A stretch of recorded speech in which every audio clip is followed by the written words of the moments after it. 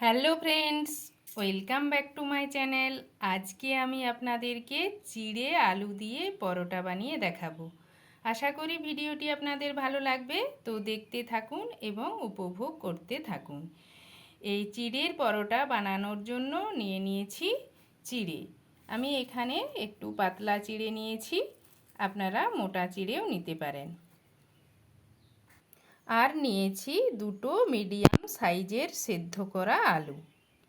চিড়েগুলোকে জল দিয়ে 2-3 বার ধুয়ে নেব।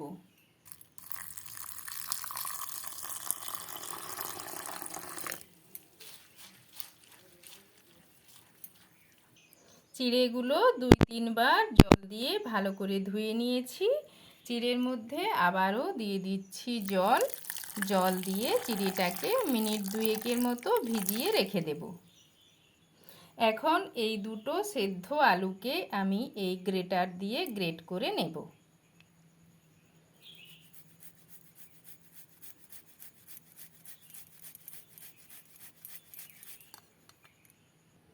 আলু দুটো গ্রেট করে নিয়েছি। এরপর এই ভেজানো চিড়েগুলোকে ছাঁকনি দিয়ে ছেঁকে জলটা ঝরিয়ে নেব।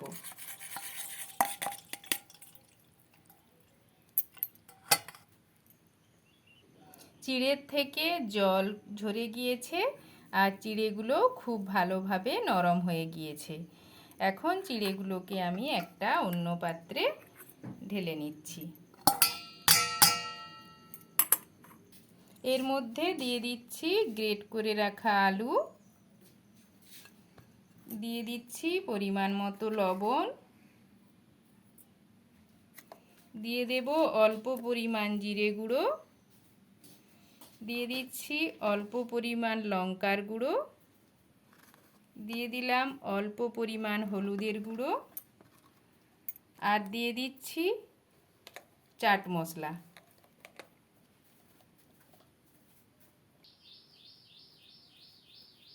দিয়ে দিচ্ছি 1 চামচ গ্রেট করা আদা, দিয়ে দিলাম কারি পাতা কুচোনো, আর দিয়ে দিচ্ছি শুকনো লঙ্কা, আমি কুচিয়ে রেখেছি এই কুচোনো শুকনো লঙ্কা। এরপর এই সব উপকরণগুলো আমি হাতে করে ভালোভাবে মাখিয়ে নেব। এর মধ্যে দিয়ে দিচ্ছি 4 চামচ আটা।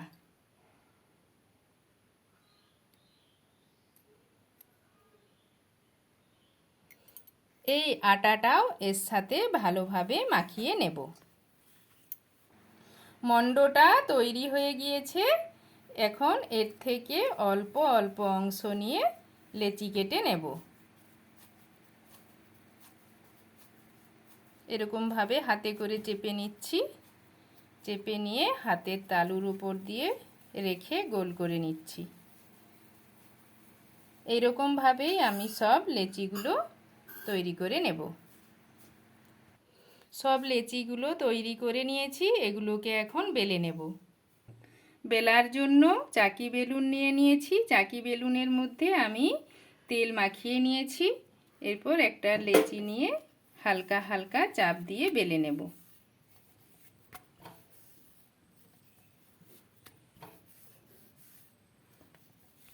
পরোটাটা বেলা হয়ে গিয়েছে। এখন এই ঢাকনা দিয়ে আমি এটাকে কেটে নেব। তাহলে এই 4 সাইডের যে ফাটা অংশ আছে এটা আর দেখা যাবে না, পরোটাটা দেখতে ভালো লাগবে।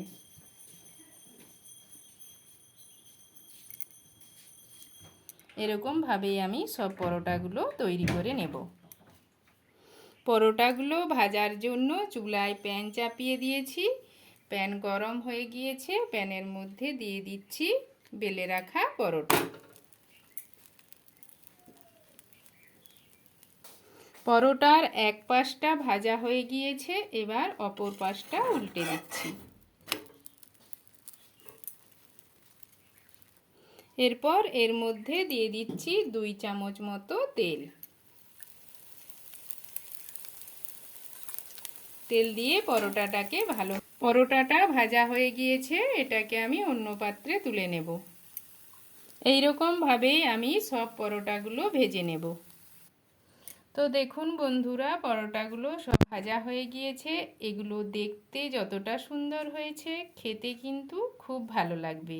আপনারাও বাড়িতে খুব সহজে এই চিড়ে আলু দিয়ে পরোটা বানিয়ে নিতে পারবেন।